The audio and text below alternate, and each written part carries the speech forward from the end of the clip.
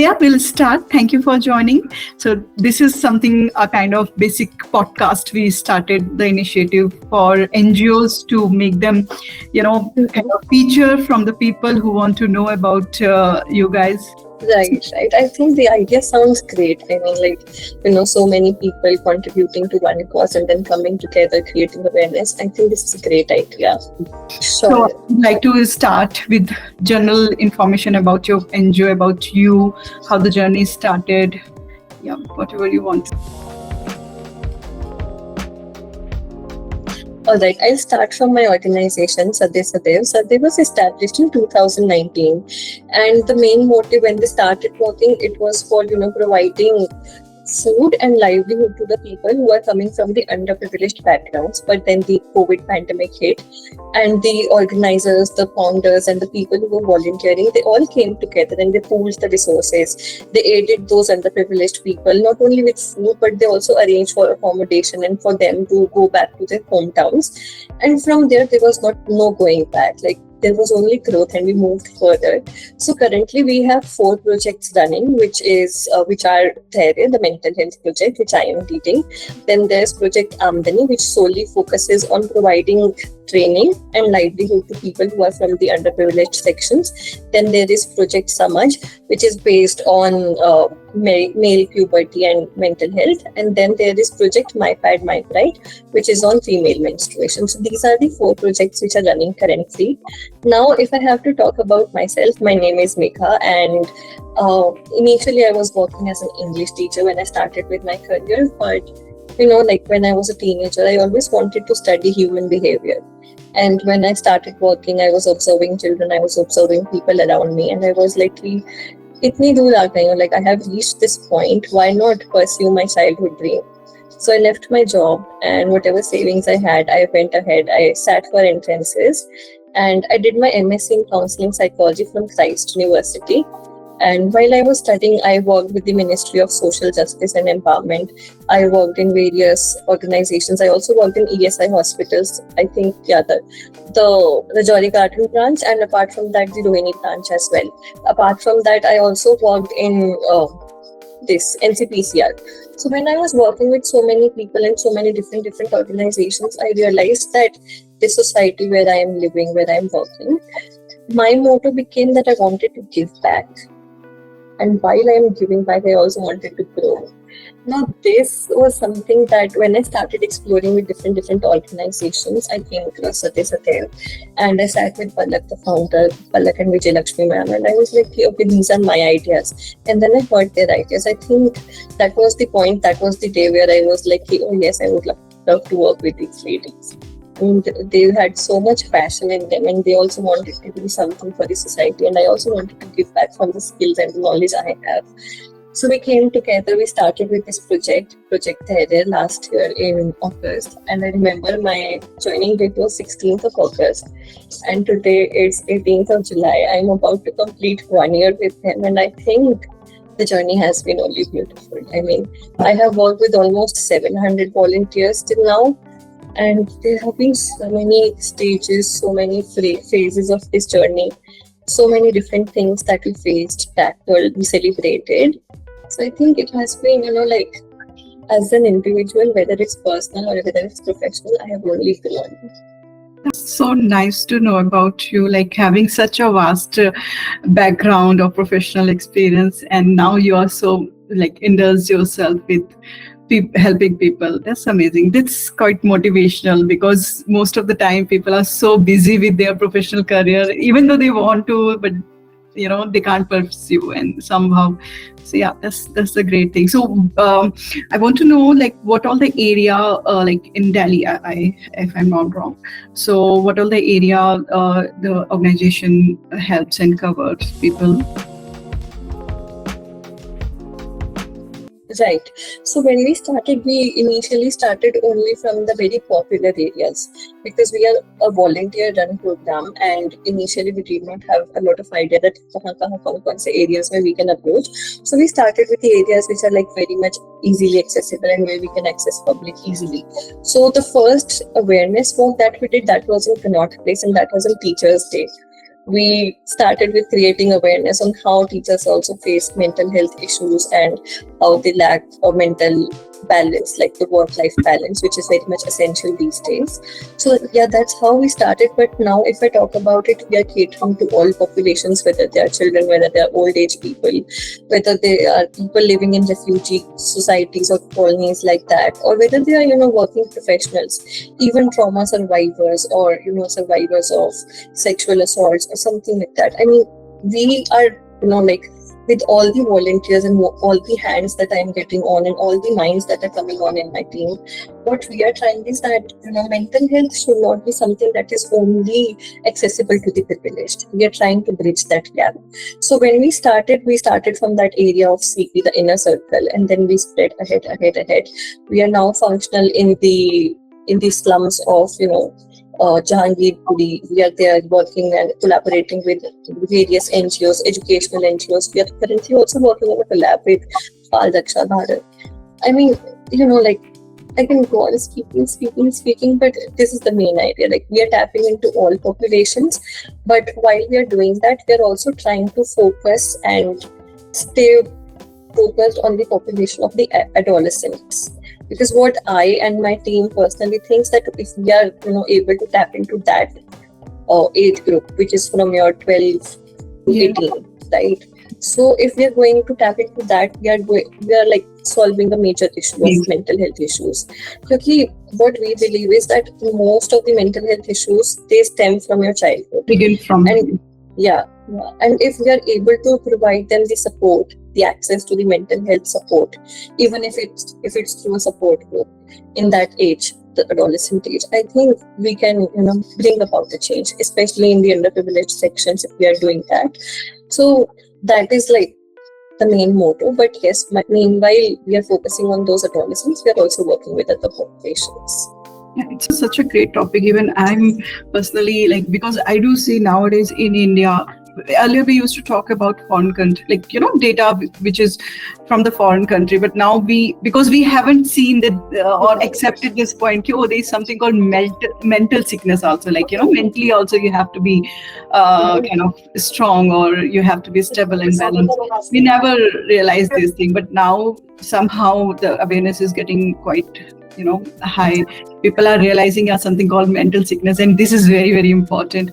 So I want to know, as you mentioned slums and all, like, you are basically trying to spread the awareness of basic category where, people are not very educated also, not very strong. So how you tackle with making them understand that there is something called mental sickness also? I hope you must be having some challenges and things. Yes. Yes, I think the first challenge we faced was in the society of Tilak Nagar. So it was, I think, in October last year when we visited Tilak Nagar and we started interacting with the residents. So there is this underprivileged area there, and there are slums only. And I remember talking to two females, and they were like, what is all this nonsense, what you're talking about? And then a man came and said, आप लोगों को तो इनसे बात करनी है, आप झाड़ू पोछा बर्तन के बारे में, रसोई या चूल्हा खटका के बारे में बात करो तो इन्हें समझ में आएगा, नहीं तो इन्हें समझ नहीं आएगा. And I won't lie, I was really heartbroken that day, but like that acted as a motivation. So we started with a different approach, like, because I cannot just go and talk about mental health. आपके अंदर ये issue हो सकते हैं, आपको ऐसा feel हो रहा है, आपको ये सोच आ रही है दिमाग में, तो इसका ये रीजन हो सकता है, उन्हें नहीं समझ में आएगा. I need to go ahead with the approach which they understand. So what we did was we divided our work into 4 stages. Now this first stage that comes into play is very crucial. This first stage is the awareness campaign. Now what we do is that when we are doing this awareness campaign or the awareness walks as we call them, we do not talk about mental illness or mental health directly. We just go, we interact with them, we talk about their life, what is going on, how they are doing, what are the issues, what they are facing with their life. So what happens is that they open up. they feel the beneficiaries, the people, especially from the underprivileged sections, they feel कि okay, ये लोग आए हैं, ये शायद हमारी कुछ मदद करेंगे. So they open up, they share their problems. So what we do is that we conduct these 2 to 3 awareness walks only. We do not directly start with anything related to mental health. Now, once we get to know their issues, then we tap in, we talk to them and we say कि वो आपको ये issue है, इससे बहुत तनाव होता होगा, इससे बहुत दिक्कत आती होगी, आप परेशान रहते होगे, घर में हो सकता है लड़ाई झगड़ा भी होता हो, बच्चों पे प्रभाव पड़ता होगा, पढ़ाई नहीं हो पाती होगी.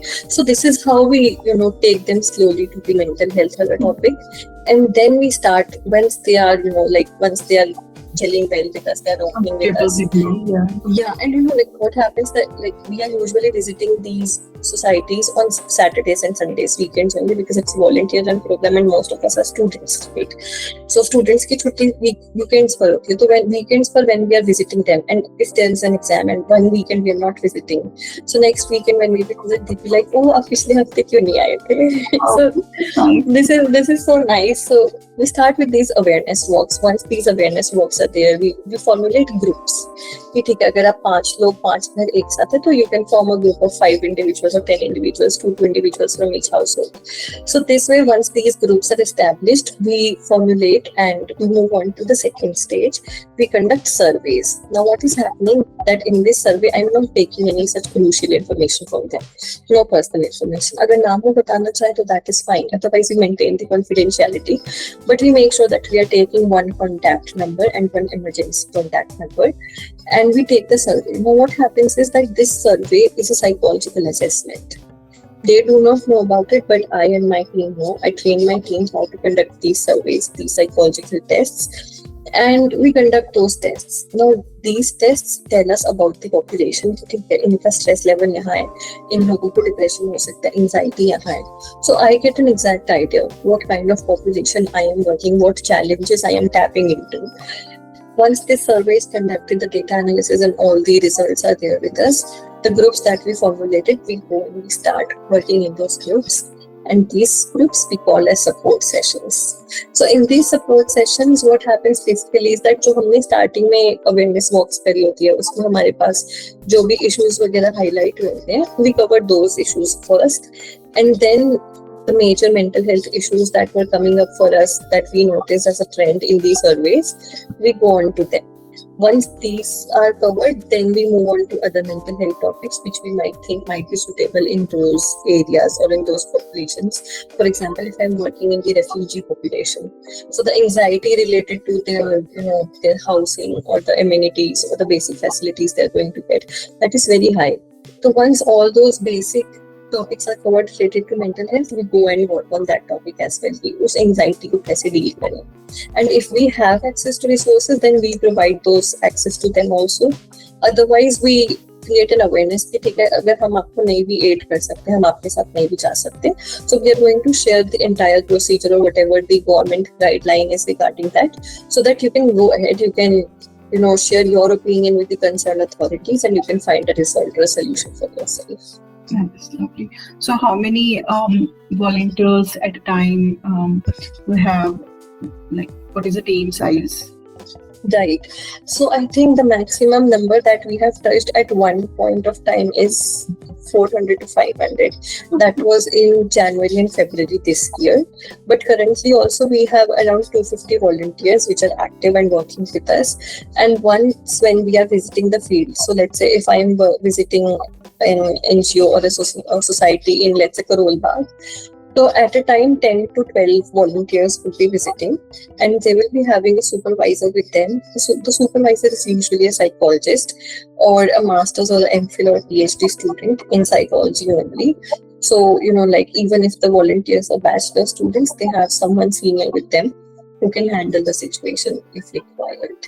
That's nice. That's really nice that you have great team, and the volunteers also pursuing they are doing a study of psychology itself. So for them also it's a great you can say so whatever practice thing. Yeah, that's good. So I want to ask few more questions, like what is the vision? So I think if I talk about the vision or the mission that we started with, it was to bridge the gap. Because even if in our society, or if I talk about the society as a whole, not Delhi, but even in India, so usually people, they have this idea about mental health illness or mental illness or even psychology कि ये तो Indian नहीं है, this is not Indian, ये तो विदेशी बीमारी है और ये बाहर से आई है. No, that's not the case. It's very much Indian. I mean, you go into Buddhism, you read those books, you read those scriptures, even you read the Vedas and all those things. Why did meditation come in? That was to calm your mind, right? Why was there the feeling of kindness, the humanity, giving to the ones who are not at par with you? Why was there this need to help the others, the innate need? This is for your well-being. कि हाँ तुम्हें satisfaction लेके आओ, तुम अपने दिमाग में खुश रहो. So yes, the idea was to they cover this gap, because people in our society, they have this view that only the wealthy or the rich or the privileged have access to the mental health awareness or the mental health care. But we wanted to bridge that gap, and our idea was to, even if we can provide support through the support groups, then that is a change that we are bringing in, and slowly and steadily grew.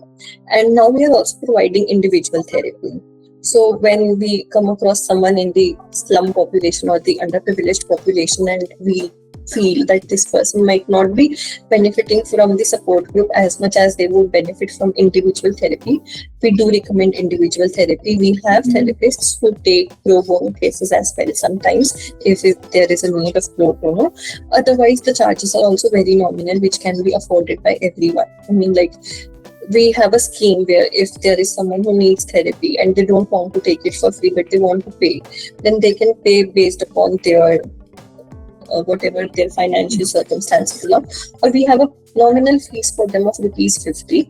Otherwise, we also cater for individual therapy to students or privileged individuals. The price range may vary. Prices are there just to reimburse the psychologists, because they are coming here, they're providing their time, their skill. So to reimburse them and to pay back for their skill, we pay them. Apart from that, when I am talking about this gap that we are trying to cover, often in our societies it is forgotten that even the government hospitals, they have a psychiatry ward. People say that therapy is very expensive and therapy is not accessible. A rickshaw puller or a daily wage worker won't be able to access therapy. But I think these people, they have not seen the reality in the psychiatry wards of the government hospital. If you go ever and if you visit there, you would see that there are people coming in from all walks of life. That's informative. So if any individual wants to reach and wants to take help, would you like to tell our viewers that how can they reach and they can take, if anyone is suffering and they want to Sure. reach? Yeah. So if someone wants to reach out to us, we have our own Instagram handle, Satyk Sadev. There is anyone can either drop a text message, or there is the link in the bio as well, where they can register themselves for individual therapy. Apart from that, on our website as well, we have this section dedicated for therapy only. So if anyone wants to check in with us and wants to consult a psychologist, so they can do that as well. And currently we are expanding a team as well, so we are also bringing in psychiatrists, because there are times where we have noticed that even therapy is helpful, but we might need medication in some cases as well. So a psychologist cannot give medication, right? In that case, we need a psychiatrist. So we are in talks with a few psychiatrists as well, if they would like to join us and contribute to our cause, so that we are able to bridge this gap in a better way. That's nice. That's very informative and I think helpful. I think I want to know from, of course, me also, from my end also, and I think from our viewers end also, what are the basic symptoms, or you can say, or what were the basic points where a person should, understand? Because again, the point is understanding, do I have psychological issue? Do I need any help? I'm having any stress, any mental, imbalancement. So how people should understand, because it is something new for us. Right. So I think I would like to talk about two things in this case. One is therapy. Okay, so I think even if you have a psychological issue, a mental health issue, or even if you don't have an issue, I think therapy is something that is not bound to that. Mhm. Even if I'm feeling fine, but like I just want to go and talk to someone, I can go to therapy. So it's not binding you. Okay, you have this issue only, then you can go to therapy. No, it's not like that. If you just want to talk to someone, if you just want to let all the things that are cluttering up in your mind, you can still go to therapy. Yeah. But if we have to talk about certain symptoms or certain behavioral changes that one might want to keep a check upon, so I think basic ones that we can check upon or keep in mind are the daily behavioral changes, like appetite is increasing or decreasing, changes in sleep, changes in behavior. If someone is usually very happy, chirpy, bubbly kind of person, but they are, getting very monotonous, they're not speaking, there is a social withdrawal happening, they're eating less or they're eating more, they're not sleeping at all, or they're sleeping the entire day. So these are basic changes that we might observe. And like these are things that you can keep a check upon about your loved ones or your friends as well, because these are usually the starting symptoms of any issue in mental health disorders or any mental health issues. Even if I talk about anxiety or stress, so these are the issues that usually come up. Like this is the starting point. Yeah. Again, a follow-up question. What is the difference between consulting, counseling, and therapy? Because these are three terms people always use. And sometimes people, when we talk about therapy, so people get conscious. No, therapy. It happens because I have seen the friends are, it's, I think, such a basic thing, and people should be aware. Okay, no, it's not something which is taboo. They feel like, okay, I will go mental hospital or someone gonna give me some shots. Right. So I think counseling and therapy, they both very much hand in hand and they can be used alternatively. Therapy is basically, we use this term therapy because there are different school of thoughts in psychology and there are different approaches that we use.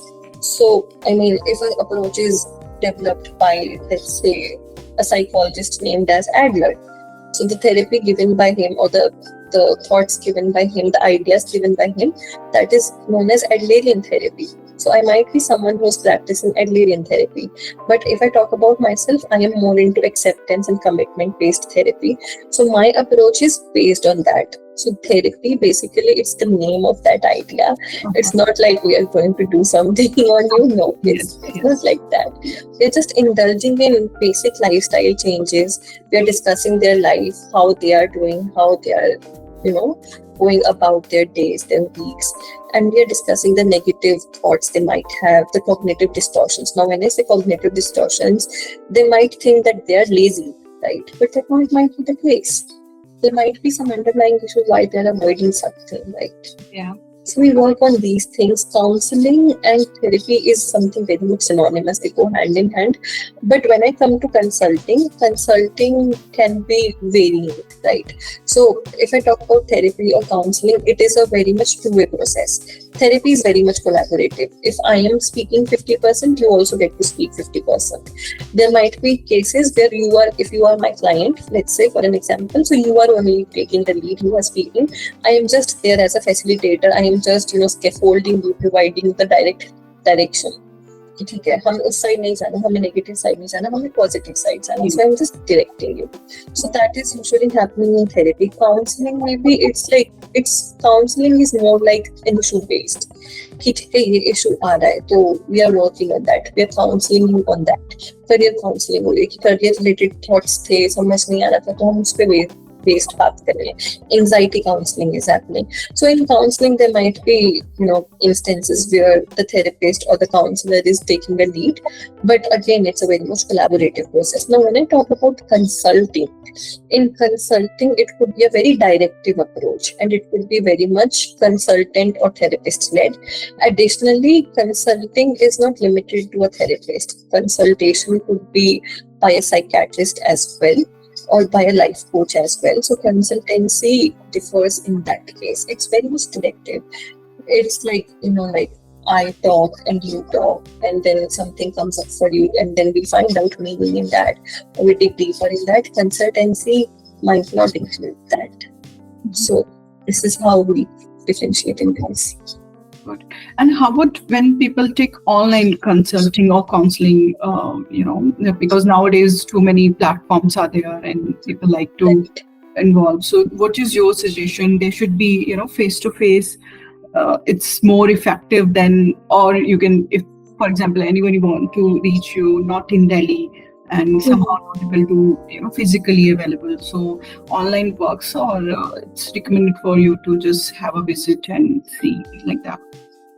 I think this is a very subjective question, to be very honest, because while I am all in for in-person therapy, I would suggest that online therapy is also good, because if a client is coming to me, they might not have the resources to come and see me offline, right?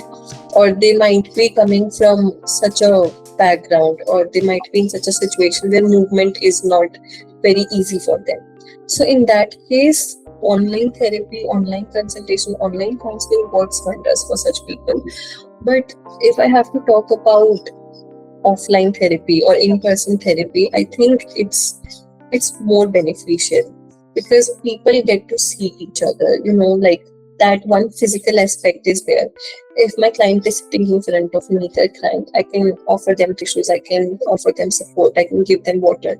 I cannot do that if I am in an online setup. I can always hold space for them, but that physical touch would not be there, right? Additionally, I think physical therapy or the offline therapy also gives the additional benefit to the practitioner to observe the body language of the client.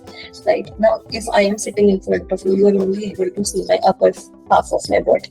वो भी पूरा नहीं दिख रहा. Like 1/3 of my upper half is visible to you. The lower half is not visible. Right? So in that case, the physical therapy is very beneficial. Like I am able to observe the bodily changes or the body language, and if I observe something like there is anxiety rising up, or there is like fidgeting coming up for my client, so I can address that as well. But I think the online therapy has also led to a revolution. People are able to access help better. So I think this is also a good thing. But yeah, both have their pros and cons. Yeah, you're right. Just to observation and all, if it's better than nothing, I can say. Like if a person is not able to reach you physically, at least by online, you can observe the severity and little understanding can happen. Yeah, that's nice. So I want to know that which project you talked about, 4 projects, which one is very close to you? Which?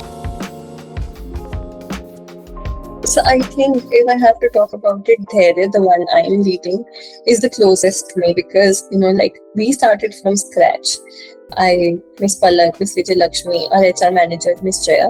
So we started from literally the scratch, planning everything, then starting from 0 volunteers, then 1, 2, 3, then having 10 volunteers one day and saying, hey, we have 10 people on our team, then 20, 50, 100, and then there was a time when we had 500 people as well. So, seeing that growth and, working in that team, seeing our highs and lows, witnessing everything together and being there, helping each other, having each other's backs, supporting each other. So I think that is the one which I am closest to. But I have also worked in Project Amdani and Project My Bad, My Pride. And I think these are, again, great approaches. If I have to talk about Amdani and interacting with all the ladies and other people who are working in this, and they're learning things. And it's like, they're not begging.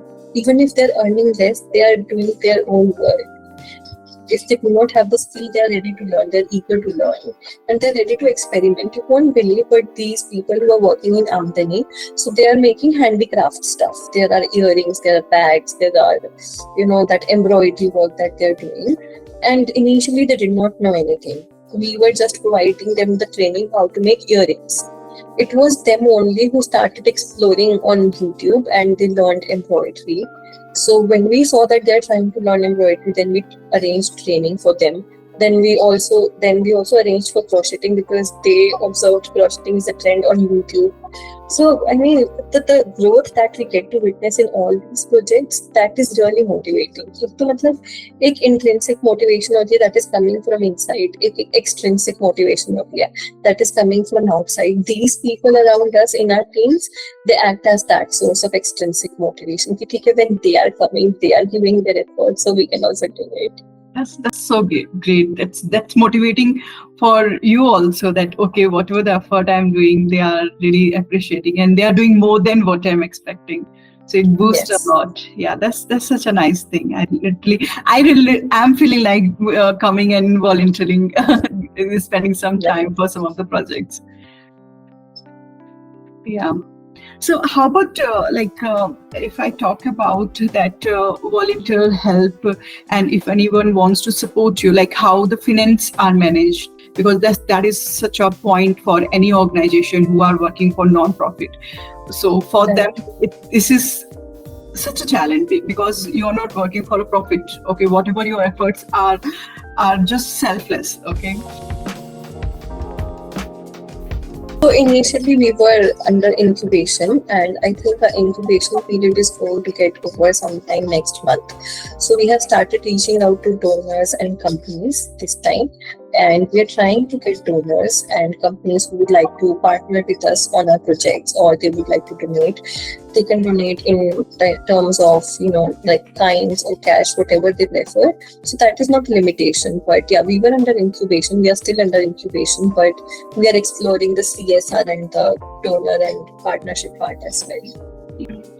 Sure. So if anyone wants to reach out and support, what you want to say, even we want to create one short video and we would like to pitch to CSR's companies also. Mhm. Anything which you want to talk about, particularly that makes the donors, and of course we'll talk about CSR in next one. But yeah, for individuals can reach and come up with the support. Right. So if individuals have to come up and support us, the details are available on our website. Additionally, they can also reach out to us on our socials, whether it's LinkedIn, Instagram, X, or any other platform. Apart from that, if I have to talk about the CSR or something like that, if we are approaching someone, what we usually try is that we keep forth our motto, the basic thought which we started to cover up this gap and to provide mental health support for everyone, whether privileged or underprivileged. So we try that we are always going ahead with that motto, and that's how we are reaching out to people.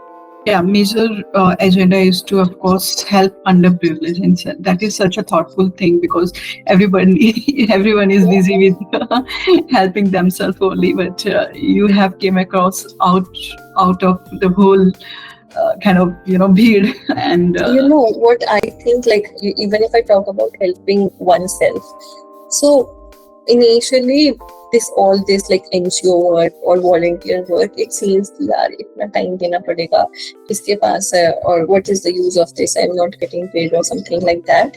But once you start doing it, the satisfaction it brings you, the compassion that you get to fulfill, the smile that you get to see on other people's faces, and you are the reason for that. I think that is reason big enough to come and work in this. Yeah, because when I started working for Impact, before that I was having complete, of course, IT background, professional background, where I have to deal with projects and then I have to get money. But when I realized, no, as you mentioned, that I realized, my worth is something, which can make someone give something worthful. So I also started working on Impact, and every day, because we also struggle, because we are also non-profit, and whatever I have savings and with my other sources like freelancing and all I earn, I have to give.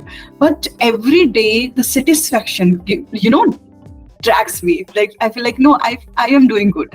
I just feel this way, that I am doing good, no matter I'm getting earning, enough earning or not. But that is something which is making me feel good, that I'm doing something which definitely gonna help someone, and it's worthwhile. So you're right. The only gap is because since we take birth, our society or whatever the upbringing is like, okay, do something for earning, do something for earning. If you study also, of course, the end motive is you have to earn. If you go your profession also, the end motive is earn. But no one talk about satisfaction. The satisfaction also is there, right? Yeah. I think even if I talk about myself, until I stepped into my own college, I did UG from Miranda House and I did my PG from Christ University, Bangalore. So until I stepped in college, I did not know what these NGOs basically do and how do we get into that, what is volunteer work. But once I started, so it was in my, I think, second year of my UG, 2017, if I'm not wrong. So when I started, it was like, oh, I can do this. I can make a change. Even if it has like a minuscule of change, it's such a positive, such a nice feeling. Like it's like I can get a better sleep at night. Yes, I did something. Yes, to that. Of course, this is very important. So I want to ask one more question, which is a bit sensitive also, but yeah, it's important. So when it comes to support NGOs, okay, especially those NGOs who are working for underprivileged and all, or any kind of NGO, it's a basic, psychology of individuals who want to help, because there are many NGOs misuse the funds and donations also. So what you have to say about that? So whatever funding and money we receive, we are usually very transparent about that. Even if usually the organize the workshops or the webinars that we organize, or even the offline sessions, we keep very much transparency about that. Even if the facilitator is coming from outside and they're charging something. So, and if the workshop is internal only for our volunteers, so we usually share with our volunteers that, say, this is the place and this is the payment that we're giving them, and there is a nominal fees of registration, so that you also support us, because we cannot always manage the entire fees of that resource person. So even if we are keeping such fees, we give them proper transparency. If someone wants to look at the documents or the transactions that are made, then we provide them with that as well. Also, I don't think that we indulge in a lot of like finance value things. The basic finance, the basic money that we are getting from outside is in Project Amdani. Whatever we are making with the products that we are making, whether they're the wall hangings or the showpieces or the earrings. So whatever earning is happening through those, that is going to those people who are working there. So who are indulging within the underprivileged sections of the society who are making those products, and we only act as a medium to sell those products. Yes. So whatever earning is there, we are giving it to them directly. So we can completely maintain that transparency. Apart from that, everything is available on our website, the data, the information, whatever is required. So we try and we maintain all that transparency, so that even if anyone wants to look into it, or if someone wants to come and have a discussion about it with us, so we are always open to that as well. Yeah, how technology and internet is helping for spreading awareness, because that is which is very important. People should know about what you're doing, even those who want to help, and those who want to help you also. So I think we are mostly benefiting from the LinkedIn community and from Instagram, because these two platforms have been there and they have been aiding us a lot. Like we are able to reach out to people for the workshops or the trainings that we're conducting, the openings of internships or the volunteership programs that we have running with us. So we're usually able to disseminate information through them. But apart from that, a lot of times what happens that we also try and record our sessions. So if any training or any workshop is happening and someone is not able to attend that, so we try that we record, and we try and provide that recording to our volunteers, so that even if they are missing out and they wanted to attend, they still have a later access. Apart from that, I think technology is specifically helping us a lot, not only in spreading awareness, but in the work we do as well. As I mentioned that we also go on and conduct surveys. So we try and maintain a sustainable approach. So when we are conducting those surveys, our volunteers are trained in how to conduct those surveys or the psychological assessments. And what we do is that we usually ask them to take their mobiles with them. So when the beneficiaries responding, we have converted those psychological assessments into Google Forms. So what happens is that when the beneficiary is responding, 1 or 2 volunteers fill that Google form for them quickly. So we are also maintaining sustainable approach like that, and we are minimizing the paper use. But if there are times that the beneficiary wants to fill the questionnaire or the survey form themselves, so we also provide them with the hard copy of that.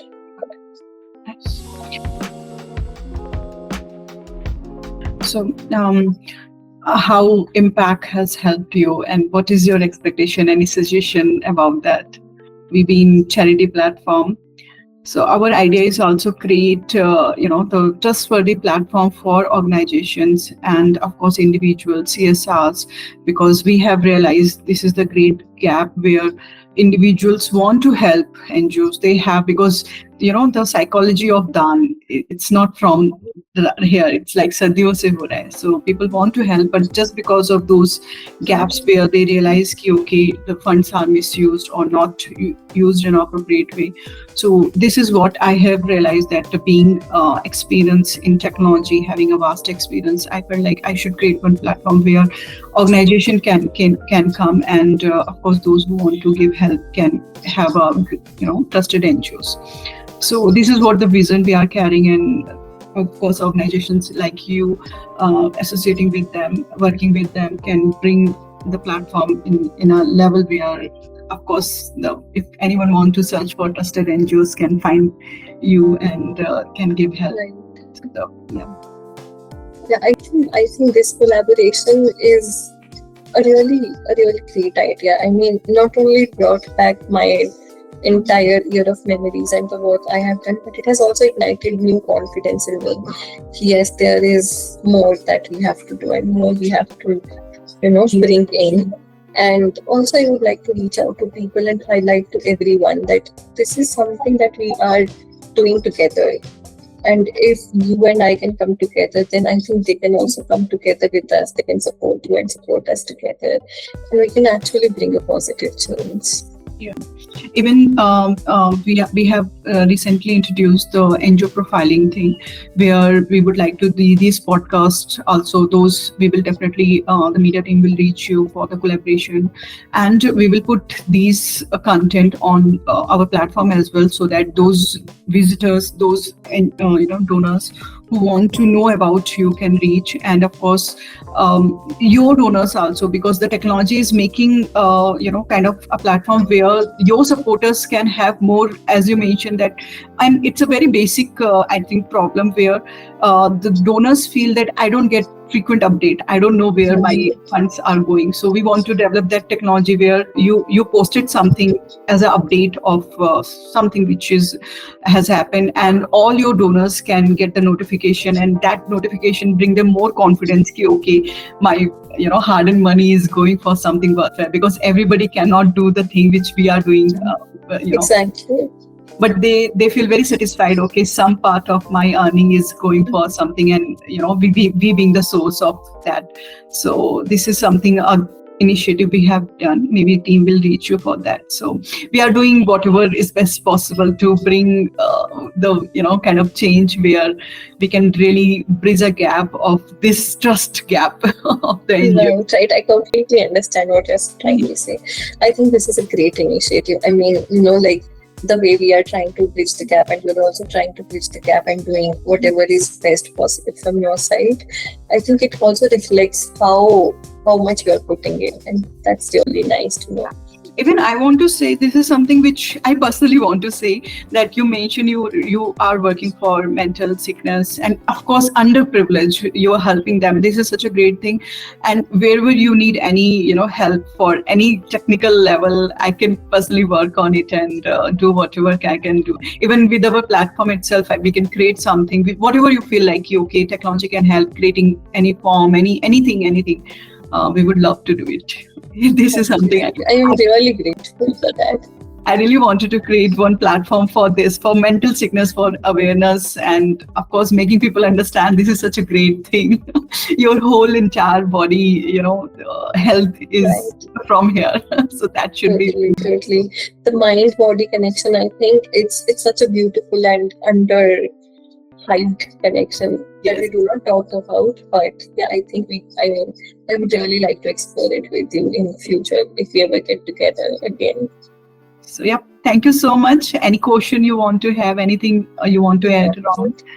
I think I would just be very much grateful to you because you brought this space to me and we indulged in this conversation. I think this was a really great time that I had with you, and I hope we are able to create a more positive impact going ahead in future.